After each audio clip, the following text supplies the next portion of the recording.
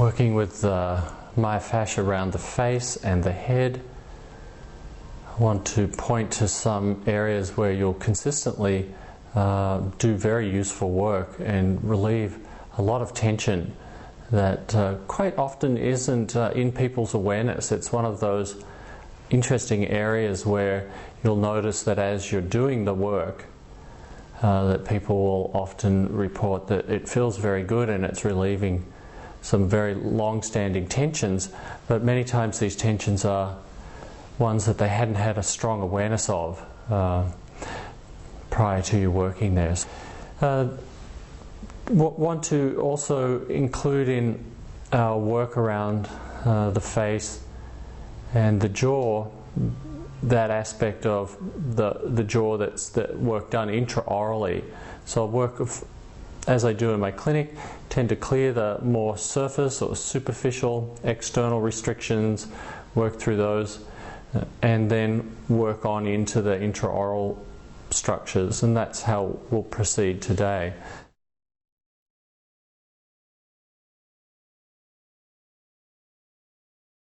The first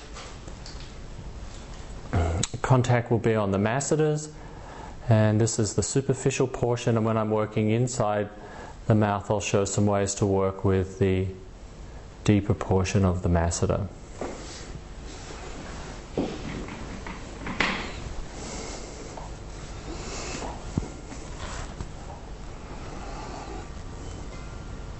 I'm working bilaterally, but I'll just draw attention to this hand that you're able to see easily.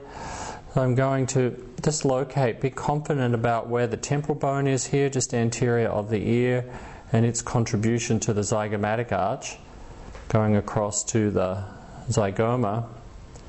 So that whole arch is an important area to understand and to work with.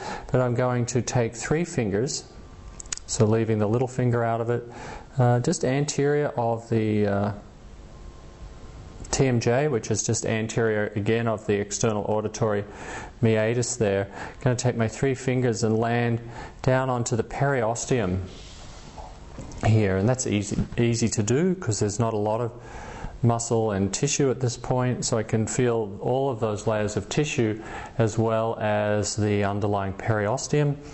I'll take up a tension.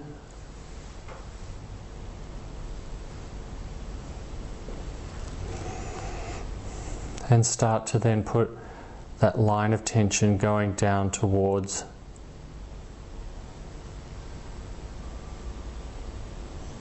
the angle of the mandible.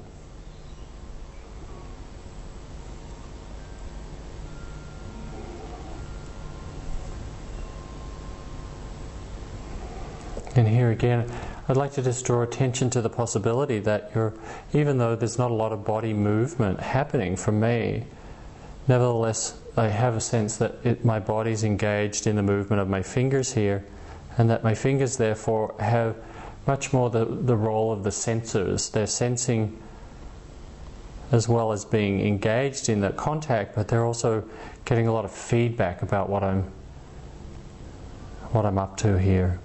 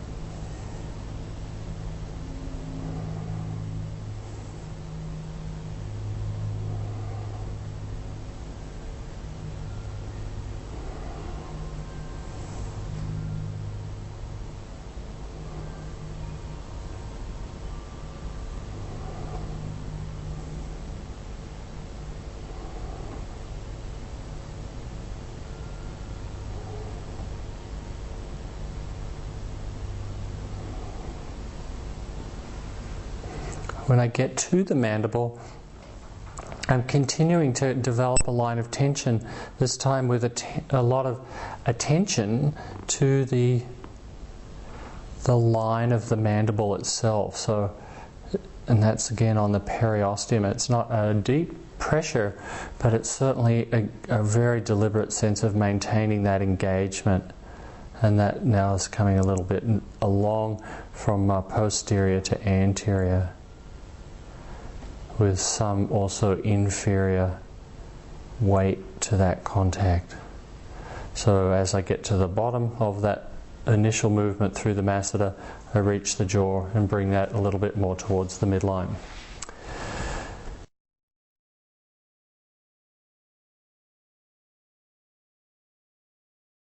So the zygomaticus, major and minor, we just think about the cheek. And this, rather than moving from the zygomatic arch down, we're going to follow now the zygomatic arch towards the midline, so working across effectively the cheek and, or the top of the cheek, and I'm going to make a contact just anterior of the ear. And again, it's bilateral, but I'm just, again, of course, drawing attention to this hand that you can see. I'm going to take up a tension, and it's not a lot of force, but it's a really deliberate attempt to get, once again, that sense of periosteum and the overlying soft tissue. And I'm moving now with my fingers on the anterior surface of the zygomatic arch, but also somewhat reaching around into the inferior surface. But just let your fingers sort of follow the contour. That's the most important part of this work. And just have a sense of lifting.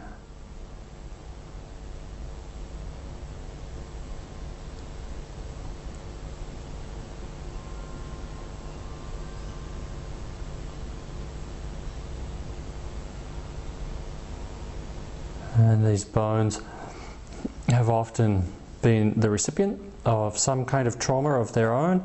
And by that I mean we know necks get their whiplash, but so the face also is a site of quite a lot of trauma.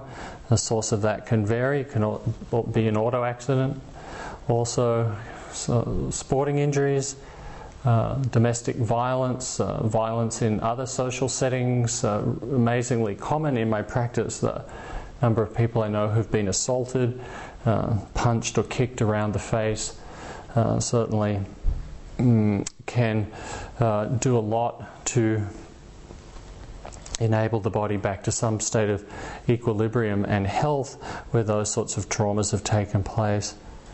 So once again, the key to this is to work slowly.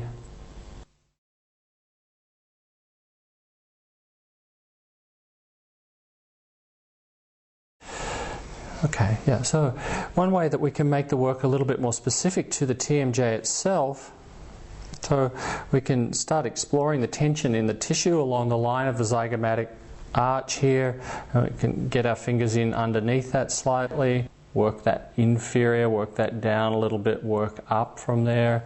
We can also bring the contact right over towards the TMJ itself and start to feel around that joint for any local tensions there. And we can just gently pick those open or persuade them open with some just fairly consistent, persistent sort of work there. And we can even take the finger, if you feel so inclined, you can take your finger right inside. I'm going to take my little finger to make sure I can take it right in. I can take that right up onto the back of the joint there from inside the ear. So I know that many of us were told never to put anything bigger in our ear than our elbow, but here we're going to break that rule and put a little finger in. And I'm going to not be pushing this way, but in slightly and then up that way. And that brings me right in behind the joint. And I can just use my finger there to start to kind of coax that myofascia out, the ligaments there.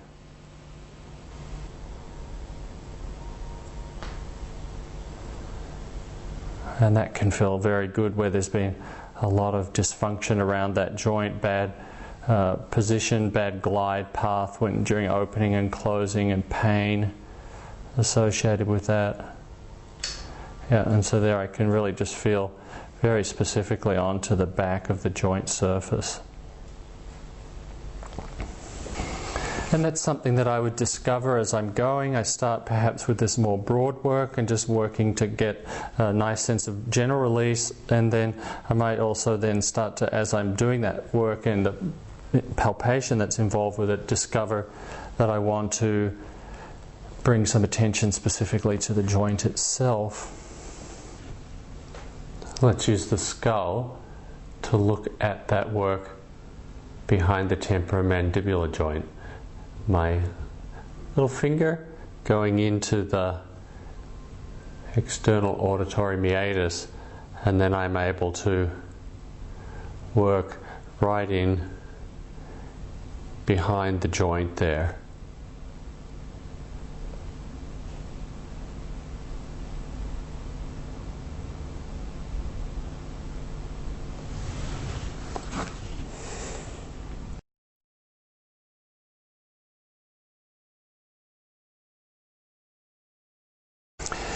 Temporalis is quite an important muscle to work with, and there's several layers of fascia associated with it. It doesn't just lie over the temporal bone, but also over the parietals and frontal bone. And I want to, there's a couple of ways to work with that, and here's the first one, and that just works well from where I am. This is one time when I do some landing, sinking and pulling, so taking up a line of tension. So I'm just above the zygomatic arch. Of course, temporalis ducks under that arch.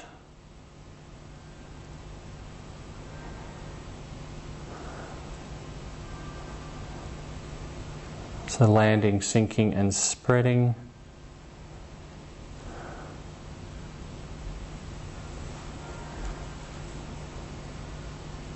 Again, I have my client just open her mouth in kind of counterpoint to what I'm doing.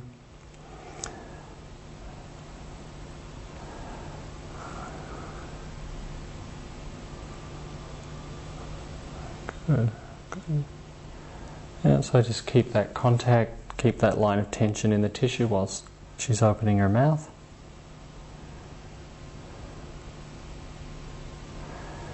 And yep, good, thank you. So that's one way to work with that. And this side-lying position is an excellent way to get into the temporalis and really all of the fascia, so we can just do some really good work all the way up the side of the head, and that's can be taken all the way up into the superior aspect of the head, so that's the Galea Aponeurotica, and that's often very tight, and so we can land and sink and inch our way up through the hair there, putting these little micro lines of tension into the tissue, and we can also do the same around the posterior part here. So this is how it looks. I'll just use both of my hands and I'll land, sink. Of course, there's not much tissue here, so it's easy to get to the periosteum, but I can take up a tension in the tissue, put a little sustained tension in it, and then I pick my fingers up slightly and reposition. So I'm not raking through the hair, but I'm much more doing little increments of landing, sinking, hooking and dragging.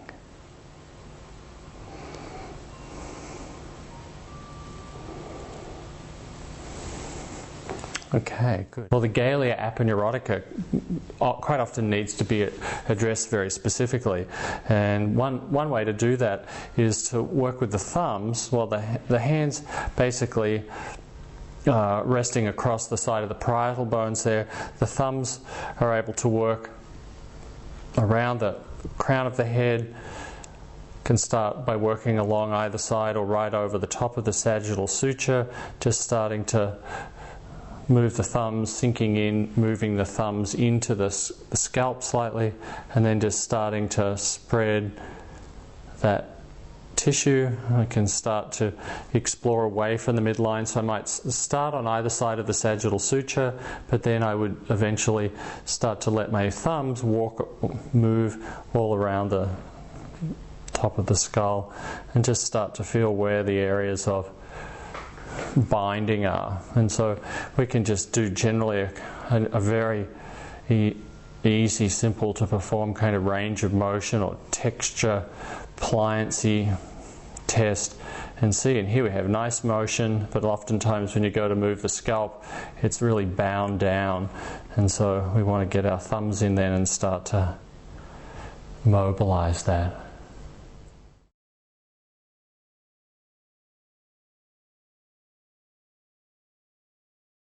We've got little muscles that are in the Nasalis, the corrugator, muscles right around where the eyebrows and the nose, that convergence zone there. There's a number of ways to work with that. A nice one is to put your one hand across the frontal bone and just a light there without overpressure, so we're not trying to provide too much force there, but a very pleasant touch if it's not done with too much effort. And just certainly not a kind of compression of the frontal bone into the table, but more a nice just taking up a hold on that and then starting to just lift the frontal bone superiorly. So we've got this posterior settling and then slightly lifting superiorly, but none of these are done with any kind of overpressure. Just a nice sense of taking up a tension in the tissue and then the underlying feeling of also engaging with the bone. And then I'm going to use my other hand just to then lightly hang on right at the midline there. I'm going to bring my thumb and finger together and just grab the tissue there and put that tension on it. This time the tension's going inferior, so away from the other hand.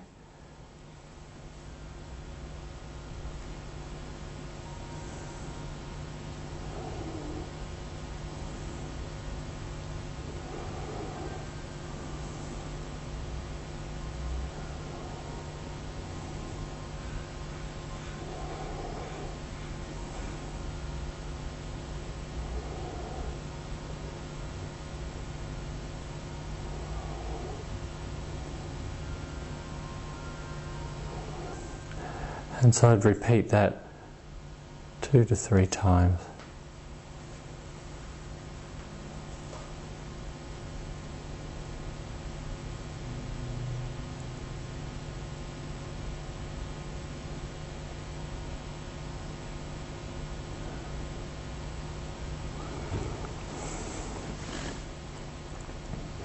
So I've covered some work for the Masseters, some work around the zygomatic arch, localizing that work to the TMJ, both from outside of the ear, and then I showed the possibility of working into the back of the joint through the ear.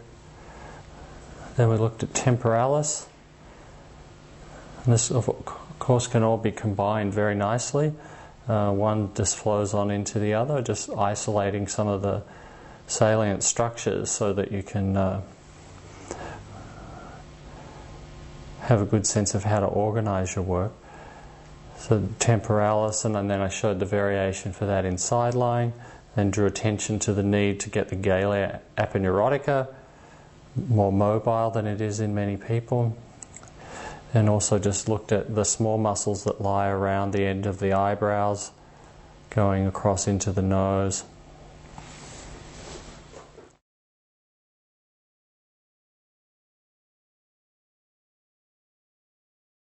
It can hardly be overstated the value of working with the intraoral structures, and of those intraoral structures perhaps the lateral pterygoid is the most significant. However, my recommendation is that you treat this area in its totality rather than isolating a single structure and considering it to be a culprit. acting by itself. The truth is that for many people, this whole region, not just the temporomandibular joints or the face, but the whole region, including the neck and the suboccipital triangle, becomes an area of tension, and quite often considerable tension that can lead to quite a lot of distress and movement away from well-being. And approaching it in the way that we have, by working from the outside to the inside, will create a very reassuring sense of order and integration in your clients, rather than just jumping into isolated structures. First of all, work along the maxilla, putting my finger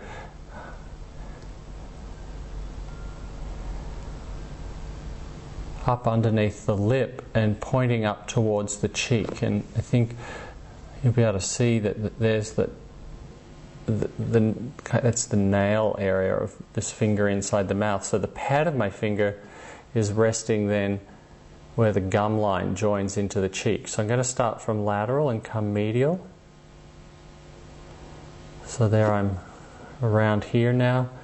You can feel my finger over there. And I'm going to be pointing, my direction of contact is superior, but also the pad of my fingers resting against the gums.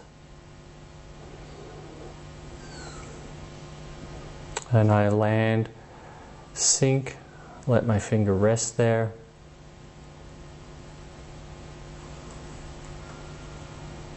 Then take the pressure off slightly, move about a finger width more medially, land and sink again. And lift my finger off and move, and so on, towards the midline. So there's landing, sinking, both superiorly and towards the table.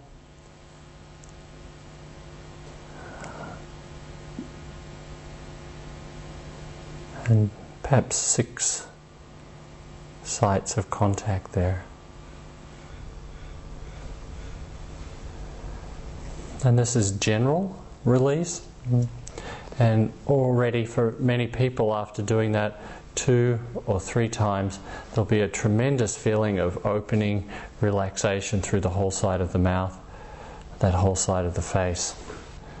This is where my finger's going as I work along inside of the cheek. Pad of my fingers against the maxilla, and the tip of my fingers somewhat opening into the space, the end of the space between the soft tissue and the maxilla itself. So progressively working that line from lateral to medial. So that's it again.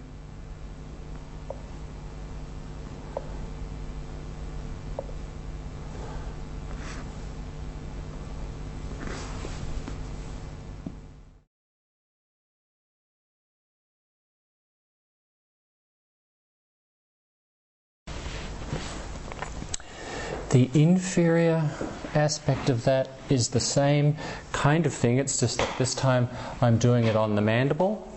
So I've done the maxilla. This time I'm doing the mandible. And once again I'm going to start lateral. And so I'll really point to the finger here. So this is the deep portion of the masseter now. So if I just have Marin kind of clamp her teeth together for a second and then make the masseter pop out. There it is there, and relax. Yeah, and one more time just with that. Yeah, so we can, there's the masseter and relax. And so my finger's sitting right in between the belly of the muscle and the mandible, and that puts me on the tenderness attachment of that deep portion of the masseter. And so there's once again that landing and sinking. The pad of my fingers against the bone, the tip of my fingers pointing towards the floor.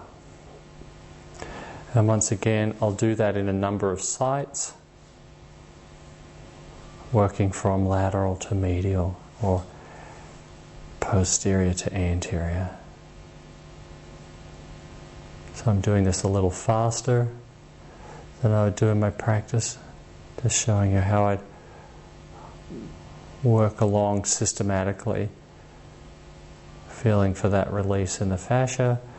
These other fingers can help the jaw discover a sense of its own weight, which is not always available to people. They've been doing a lot of jaw clamping, clenching, grinding of their teeth. Then quite often the jaw has no ability to let loose and discover its sense of weight. And so these fingers here, in concert with these fingers inside the mouth, can really contribute to a sense of discovering that the jaw actually can rest away from the upper teeth. And for some people this is really, really important, that the teeth being really bound together really quite serious problem. So once again, I'd end up at the midline and I would repeat a number of times. Contact between the soft tissue and the bone as I work on the mandible, and that's also around the attachment of the deep portion of the masseter.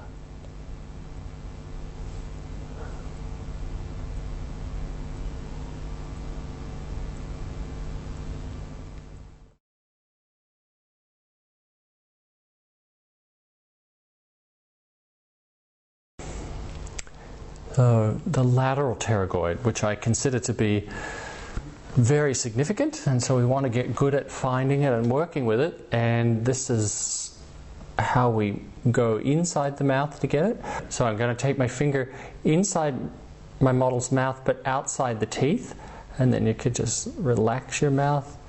Good. And I've got now the pad of my finger, I can feel myself going from anterior to posterior, following the line of the molars now, and taking my finger between the teeth and the coronoid process of the mandible.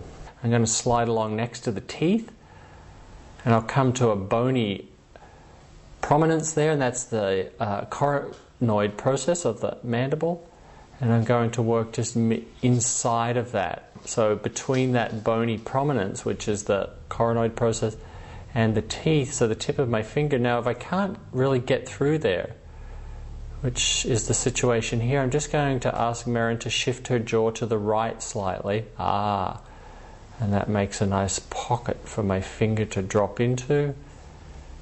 And I'm pointing towards the ear the whole time. So pointing towards the ear, working between the teeth and the coronoid process, and eventually you'll start to feel this very nice sensation of softening and release, and like a lot of that elevator effect, it will feel like your finger's just taken into that space without really having to force it.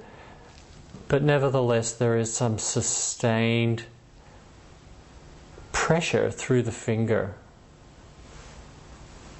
So it's there, it's consistent, but it's not over pressure. I'm not trying to force that entry. Once again, I'm just down there. It's starting to happen here very nicely. Pointing towards the ear, pointing towards the table, and starting to feel that let go. That can be a contact that can be sustained for a couple of minutes. And just each time we go through a cycle of release, I just find my finger closer and closer towards the ear. Okay, so I'm not going to hang on there for 2 minutes. Take my finger out and just show you the direction. So it's in against the teeth, going in this direction from anterior to posterior, pointing towards the ear, but inside the coronoid process. is our access for the lateral pterygoid shown on the skull. So my little finger is outside of the teeth here, and then it goes medial of the coronoid process, and I'm still pointing past that to the external auditory meatus, and that points me right towards the lateral pterygoid.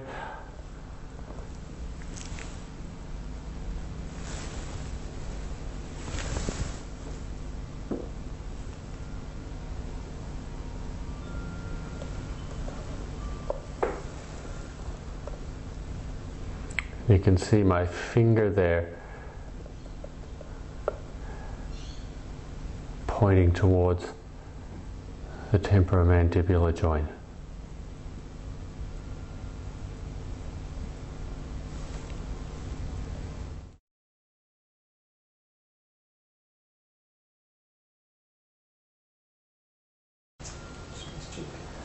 Secondly, we want to do the medial pterygoid. And I'm going to be working across Marin's body so that you can see where my hand is going, and generally I'd be working to the same side to do this release, but you'll see more clearly if I do it from the side that I'm standing. And I'll have you open your mouth again, and I'm taking my fingers this time towards inside the teeth. So unlike the lateral pterygoid, this work is done inside the teeth, and so that requires that they keep their mouth open the whole time that we're working. And I'm pointing now along the edge of the mandible, about here. So remember, I was working with the deep portion of the masseter on the outside of the jaw there. This time I'm almost adjacent, the same level on the mandible, but it's just that I'm on its medial aspect, and I'm getting to where the medial pterygoid inserts onto that. So these little muscles, lateral and medial pterygoid, exert a huge influence on the function of the jaw. That's what they're doing, and when they're hypertonic, then the result on the jaw is very detrimental, and so these are really worth tracking down. Also worth tracking down to work where you've got chronic suboccipital tension and headache, that many times that has an aspect of that. I don't want to say it's necessarily the origin of it, but one of the components of that will be coming from the tension in the jaw. So I'll point to the place where I'm getting my finger. We'll see this more clearly in a little bit when I show it on the skeleton and on the skull, but basically the medial pterygoid can be found just up under here, and that is another way to access it, but we can get much more of the muscle if we come through to that spot inside the mouth, and that's what I was just doing with my model then. The medial pterygoid, we've approached the inferior portion of it where it inserts onto the mandible, and here I've used the skull and flipped it up in such a way that you can see now through to the underside of the mandible coming up from an inferior perspective, and I'm going to point to where the medial pterygoid lies.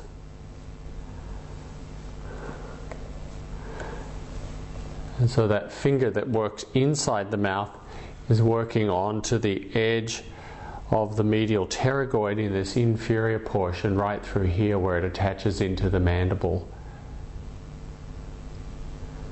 And as I mentioned, it's also possible to take the finger up under there slightly and reach to it from the outside, but more can be done by working with that interior aspect that we access through the mouth.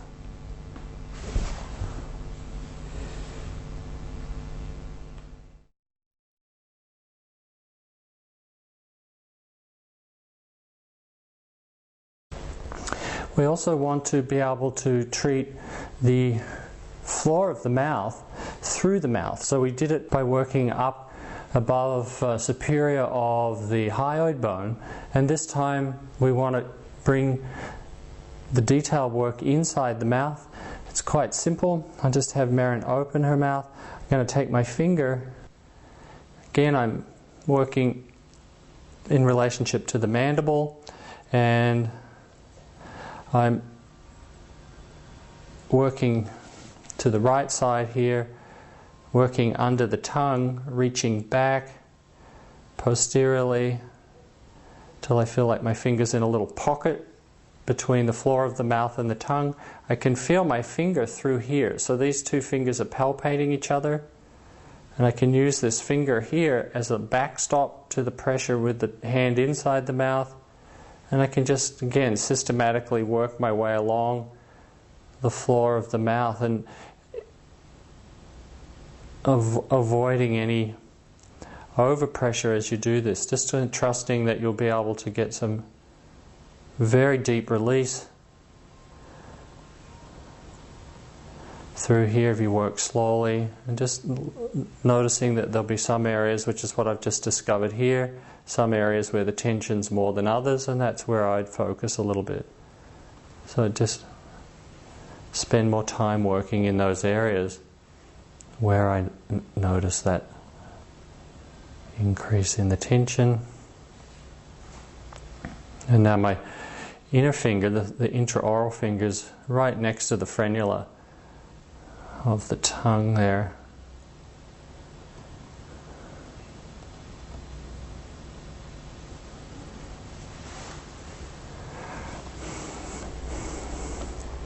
So once again, I just want to state the importance of that work in child with some kind of neurological deficit or some kind of developmental delay. There's often trouble with oral motor control, and all of these intraoral releases are tremendously important.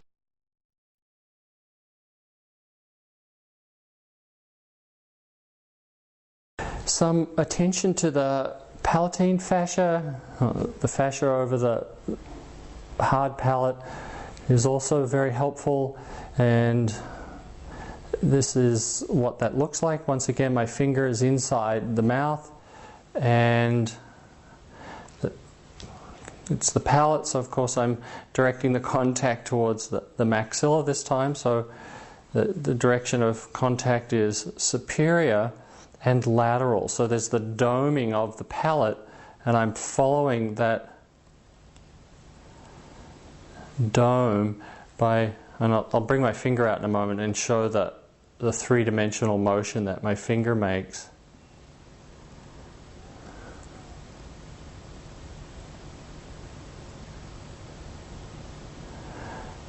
So taking that back towards the pterygoid processes of the sphenoid bone, those little bumps we feel just at the back of the hard palate there. And I'd repeat that 4 or 5 times.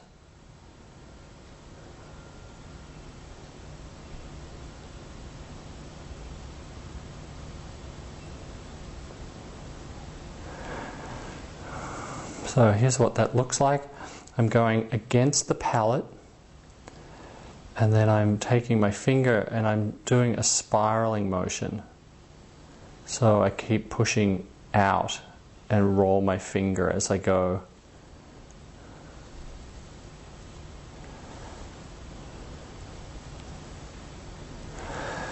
This is highly sensory work, a highly sensory region of the body, and so it gives a lot of certainty to where the head is.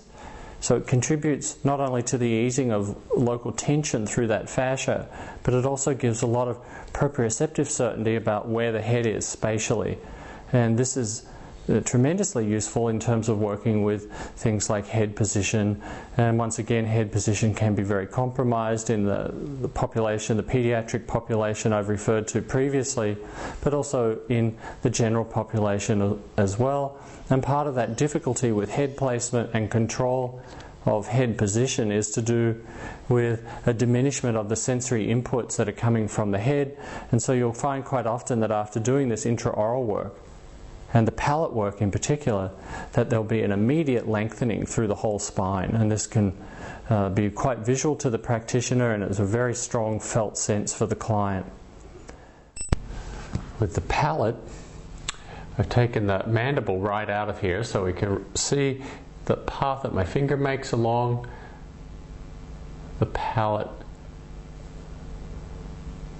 That's passing off the hard palate and then also working back towards the soft palate. So there's the glide path there.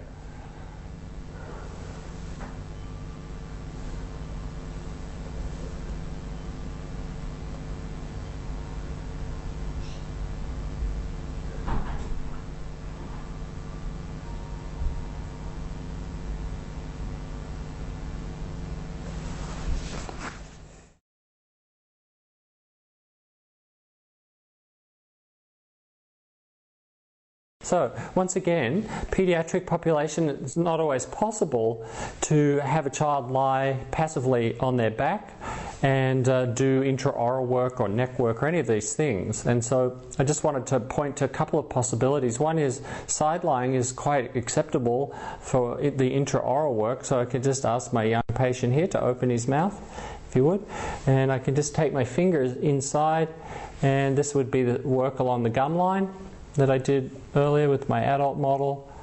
I'm doing it a little faster, just basically showing you the territory and how I would access it. So we want to just keep seeing what's possible. How can I work with the child? Same with the pterygoids. I could take my finger inside the mouth and work. That's working towards the lateral pterygoids, pointing towards the ear.